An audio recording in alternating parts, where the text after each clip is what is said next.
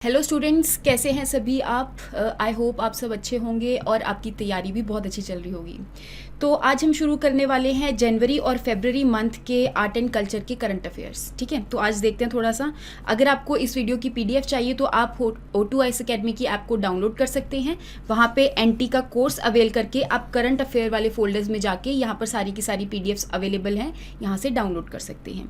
ऐसे ही हमने आपके लिए HPNT का पावर पैक भी निकाला है, यहाँ पर जाकर आप बहुत सारे MCQs को प्रैक्टिस कर सकते हैं।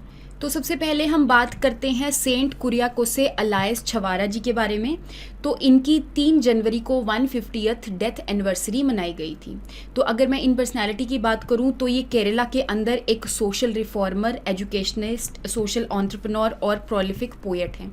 इनको बहुत सारी लैंग्वेजेस पता थी, जैसे मलयालम हो गया, संस्कृत हो गया, लेटिन हो गया एंड सीरियाक हो गया। इन्होंने केरला के अंदर 19th सेंचुरी के अंदर बहुत सारा चेंजेस लाने की कोशिश की है अलग अलग चीज़ों में। इनका जो जन्म है वो 1805 के अंदर काइनाकेरी केरला के अंदर हुआ था, ये चीज़ आपने याद रखनी है।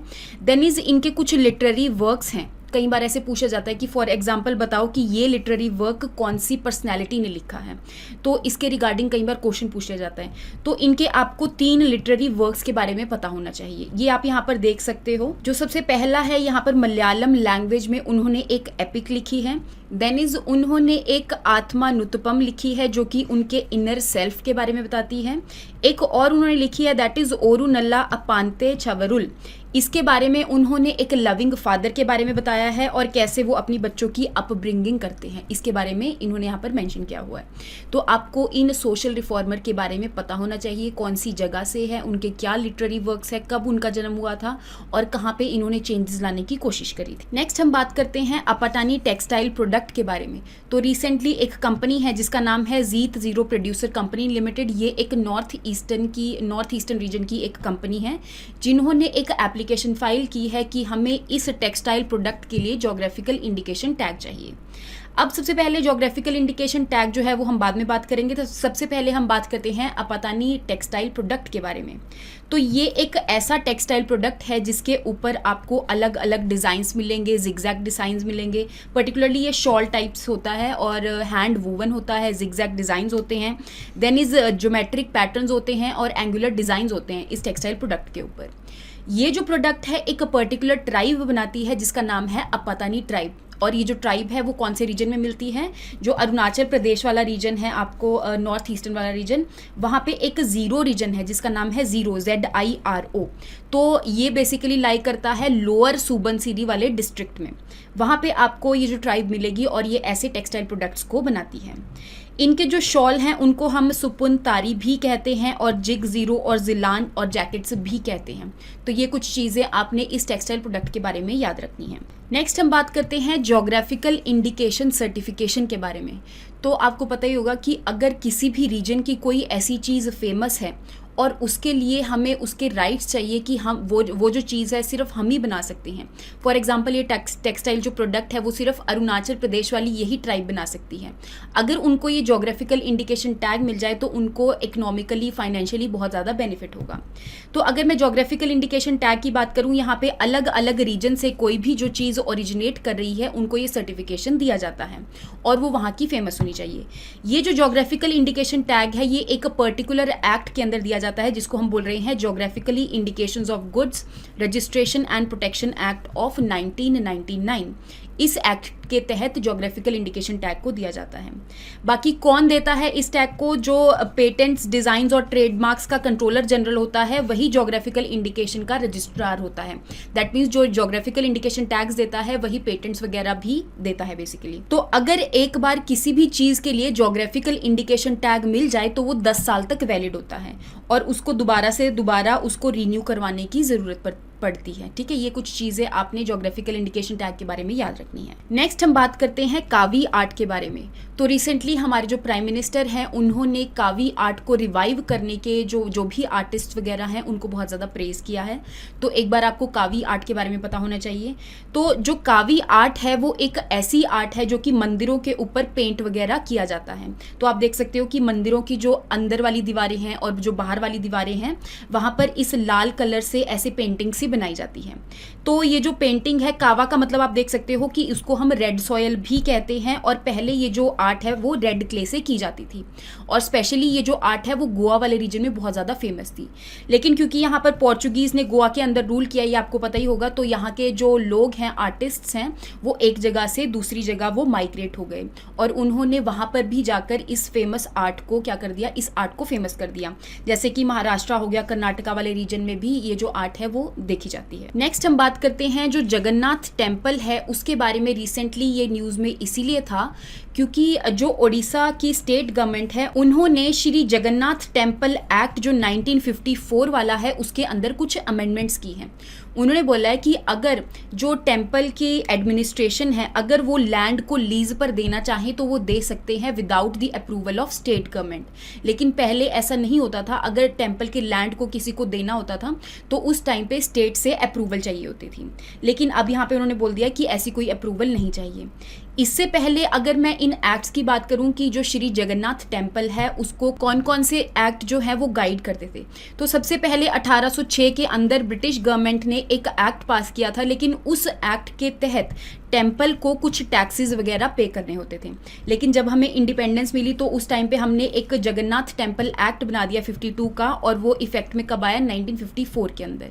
लेकिन उस टाइम पे ऐसा कुछ नहीं दिया था, उसके अंदर बेसिकली गाइडलाइंस दी हुई थी कि टेम्पल के प्रीस्ट कैसे होंगे, है ना, यहाँ पे जो लैंड राइट्स होंगे टेम्पल के वो किसके हाथ में होंगे, तो ये सारी चीज़ें कुछ इस एक्ट के अंदर लिखी गई थी।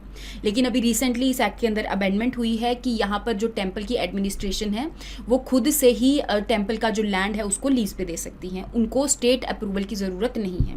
तो अब हम बात कर लेते हैं जगन्नाथ टेम्पल के बारे में। तो सबसे पहली बात, ये जो टेम्पल है वो 12th सेंचुरी के अंदर बनाया गया था। कौन से किंग ने बनाया था ये आपने याद रखना है। तो किंग अनंत वर्मन चोडगंगा देव जो हैं उन्होंने इस टेम्पल को बनाया था। वो कौन सी डायनेस्टी से बिलोंग करते थे, तो ईस्टर्न गंगा डायनेस्टी, जो कि आपके उड़ीसा और झारखंड वाले रीजन में यहाँ पर रूल करती थी। तो बेसिकली इस डायनेस्टी ने इस टेम्पल को बनाया था। इस टेम्पल को हम यमनिका तीर्थ भी कहते हैं, और ये माना जाता है कि जो गॉड ऑफ डेथ होते हैं, आपको पता ही होगा जो यमराज हैं वो गॉड ऑफ डेथ हैं।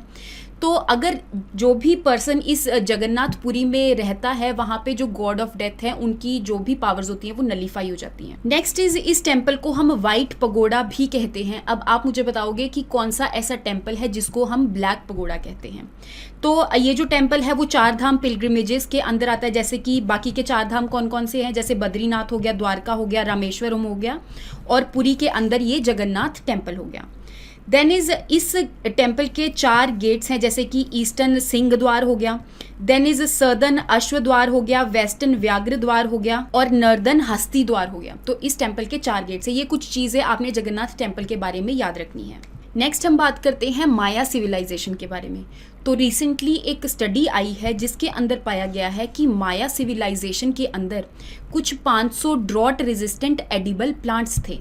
ड्रॉट रेजिस्टेंट एडिबल प्लांट्स होते क्या हैं, फॉर एग्जांपल आपको पता ही होगा कि जब जहाँ पर जिस ज़मीन पर सूखा होता है वहाँ पर कुछ ऐसे प्लांट्स होते हैं जो ग्रो कर सकते हैं, उनको हम कहते हैं कि वो ड्रॉट से रेजिस्टेंट है। दैट मीन्स वो ड्रॉट को सहन कर सकते हैं, और वो एडिबल प्लांट्स हैं। दैट मीन्स उन प्लांट्स को हम खा सकते हैं, बेसिकली वो फूड का सोर्स हैं। तो इस स्टडी के अंदर पाया गया है कि माया सिविलाइजेशन में ऐसे कुछ जो प्लांट्स हैं वो एग्जिस्ट करते होंगे। अगर मैं माया सिविलाइजेशन के बारे में बात करूं तो आपको माया सिविलाइजेशन के बारे में ये चीज़ पता होनी चाहिए कि ये कौन से रीजन में एग्जिस्ट करती थी। जैसे आपको पता ही होगा ना कि हमारी जो सिविलाइजेशन है इंडस वैली सिविलाइजेशन है, जहाँ पर पूरी हमारी जो इंडस नदी है वहाँ से निकलती थी, तो उसके आसपास जो सिटीज़ हैं वो उसके किनारे बसती थी। ऐसे ही जो माया सिविलाइजेशन है, आपको पता है कि जो नॉर्थ अमेरिका और साउथ अमेरिका के जो मिडल वाला रीजन है, जहाँ पर आपका मैक्सिको हो गया, कैरेबियन सी हो गया, ये चीज़ें लाई करती हैं, तो वहाँ पे ये माया सिविलाइजेशन एग्जिस्ट करती थी। तो इस सिविलाइजेशन के अंदर 40 से ज़्यादा सिटीज़ यहाँ पर एग्जिस्ट करती थी, और ये इतनी ज़्यादा पॉपुलेशन को सपोर्ट करती थी। लेकिन बाद में ऐसे माना गया कि माया सिविलाइजेशन का जो राइज है वो 250 CE में हुआ था। आई होप आपको पता होगा कि जो CE है और जो BCE है उसका क्या यहाँ पर सिग्निफिकेंस है। जो आपका AD है, जिसको हम एनो डोमिनी मानते हैं, उसको हम CE भी कंसीडर करते हैं। दैट मीन्स कॉमन एरा भी कंसीडर करते करते हैं, और 0 से पहले वाला जो एरा है वो है BCE, that is before common era, या फिर बिफोर क्राइस्ट वाला एरा भी हम उसको कंसीडर कर सकते हैं। तो 250 CE में ये जो माया सिविलाइजेशन है वो राइज करी थी, और बाद में ये देखा गया कि 800 और 950 CE के अराउंड ये जो माया सिविलाइजेशन है वो यहाँ पर एक तरह से खत्म हो गई थी। और उस टाइम तक तो ये माना जा रहा था कि यहाँ पे कुछ ऐसे प्लांट्स जो हैं जैसे कि ड्रॉट सेंसिटिव क्रॉप्स वगैरह पाई जाती थी, और क्योंकि जब ये खत्म हो गई तो उसकी वजह से जो आसपास रहने वाले लोग थे वो इसके ऊपर डिपेंडेंट होते थे, तो उसकी वजह से जो लोग हैं वो भी खत्म हो गए, तो इसीलिए जो सिविलाइजेशन है वो खत्म हो गई। नेक्स्ट हम बात करते हैं आदि शंकराचार्य जी के बारे में। तो रिसेंटली ये न्यूज़ में इसलिए थे क्योंकि जो नेशनल मॉन्यूमेंट्स अथॉरिटी के चेयरमैन हैं वो केरला वाले गवर्नर से जाकर मिले, और उन्होंने बोला कि हम आदि शंकराचार्य जी की जन्म स्थान को मॉन्यूमेंट्स ऑफ नेशनल इंपॉर्टेंस घोषित करना चाहते हैं। और रिसेंटली वो न्यूज़ में इसलिए भी थे क्योंकि हमारे जो प्राइम मिनिस्टर जी हैं उन्होंने एक 13 फीट स्टैचू आदि शंकरा जी का अभी अनवील किया था। कहाँ पे अनवील किया था ये आपको पता होना चाहिए, उत्तराखंड के केदारनाथ टेम्पल के अंदर। तो अगर मैं आदि शंकराचार्य जी के बारे में बात करूँ तो उनका जो जन्म है वो 11 मई 788 AD में हुआ था। कौन से रीजन में हुआ था ये आपको पता होना चाहिए, कलाड़ी कोची केरला के अंदर हुआ था। तो 33 की उम्र में उनको समाधि हो गई थी, और कहाँ पे होगी थी ये आपको पता होना चाहिए कि केदारनाथ में बेसिकली उनको वहाँ पर समाधि अटेन हो गई थी। देन इज़ वो शिवा के डिवोटी थे, और वो डॉक्ट्रिन ऑफ अद्वैत में बिलीव करते थे। अब अद्वैत का डॉक्ट्रिन है क्या? अद्वैत हम मोनोइज्म को मानते हैं, और मोनोइज्म के अंदर हम आत्मा और ब्रह्मा को एक ही मानते हैं। शंकराचार्य जी ये बोलते थे कि आत्मा और ब्रह्मा एक ही है। तो इनके बारे में ये भी माना जाता है कि जिस टाइम पे बुद्धिज्म बहुत ज़्यादा फ्लरिश कर रहा था उस टाइम पे उन्होंने हिंदुइज्म को रिवाइव करने में बहुत ज़्यादा काम किया था। ये कुछ चीज़ें आपने आदि शंकराचार्य जी के बारे में याद रखनी है। नेक्स्ट हम बात करते हैं कला कुंभ के बारे में। तो रिसेंटली जो national gallery of modern art है उन्होंने आज़ादी के अमृत महोत्सव को मनाया है। यहाँ पर एक मेला लगाया गया जिसको हम कह रहे हैं कला कुंभ मेला। इस कला कुंभ मेले के अंदर आप यहाँ पर देख सकते हो कि वॉल्स के ऊपर पेंटिंग करी जाती हैं। तो कला कुंभ के बारे में आपको पता होना चाहिए, ये एक ऐसी आर्टिस्ट की वर्कशॉप है जिनके ऊपर जो स्क्रोल्स होते हैं उसके ऊपर यहाँ पर पेंटिंग्स करी जाती हैं। वो कितने ज़्यादा बड़े होते हैं, तो 750 अप्रॉक्सीमेटली तक के स्क्रोल्स होते हैं। तो इस स्क्रोल्स के ऊपर अलग अलग स्टोरीज को डिपिक्ट किया जाता है। जो भी हमारे इंडियन फ्रीडम मूवमेंट के जितने भी हीरोज हैं उनके रिगार्डिंग यहाँ पे अलग अलग स्टोरीज को पेंट किया जाता है। देन इस कला कुंभ का सिग्निफिकेंस इसलिए भी था क्योंकि इनके अंदर जो बड़े बड़े स्क्रोल्स बनाए गए वो रिपब्लिक डे के अंदर भी यूज हुए थे। इसको किस किस ने ऑर्गेनाइज किया है ये आपने याद रखना है। तो मिनिस्ट्री ऑफ कल्चर ने मिलकर मिनिस्ट्री ऑफ डिफेंस के साथ इस कला कुंभ वर्कशॉप को ऑर्गेनाइज किया है।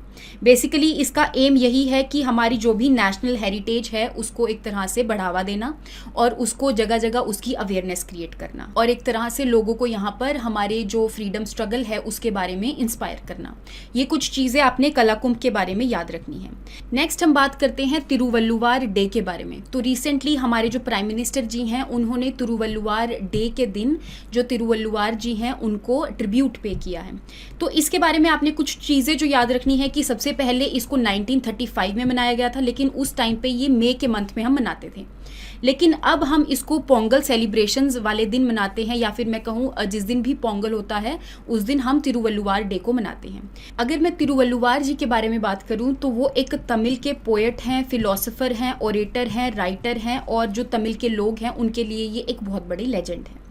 देन इज इनके जो बर्थ है उसके बारे में इतना ज़्यादा यहाँ पर पता नहीं है कि उनका बर्थ कहाँ पर हुआ था, लेकिन 16th सेंचुरी के अंदर एक कॉम्प्लेक्स को बनाया गया था जिसको हम बोल रहे हैं एकम्बरेश्वर टेम्पल कॉम्प्लेक्स, जो कि कहाँ पर बनाया गया था, मलयापुर चेन्नई के अंदर बनाया गया था।